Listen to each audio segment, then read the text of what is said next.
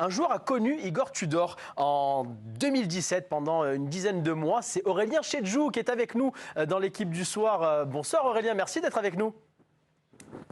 Bonsoir Karim. C'est plaisir de vous revoir Aurélien, champion de France il y a quelques années avec le LOSC. Vous étiez à Galatasaray en même temps qu'Igor Tudor lorsqu'il était le manager de cette équipe. C'était entre février et décembre 2017. Déjà, quelle fut la première approche d'Igor Tudor avec votre groupe à Galatasaray lorsqu'il est arrivé en février 2017 ?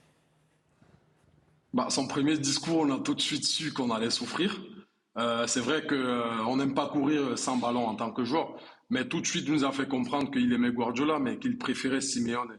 Parce que ses équipes couraient, ses équipes cravachaient, et qu'il avait constaté en regardant certains de nos matchs qu'on ne courait pas assez, et qu'il fallait qu'on commence à le faire parce que celui qui n'était pas prêt allait sortir de son groupe. J'ai une question Aurélien. Ça nous a tout de suite donné le temps. Aurélien, forcément. Vous suivez forcément ce qui se passe en ce moment à Marseille avec l'arrivée d'Igor Tudor, qui a réussi la saison dernière avec l'Hellas Vérone. Effectivement, il a fini dans le top 10. C'est la raison pour laquelle Pablo Longoria est allé le chercher après Sampaoli. Est-ce que vous êtes étonné, après si peu de temps finalement, qu'il y ait déjà de la friction entre lui et ses joueurs à l'OM ?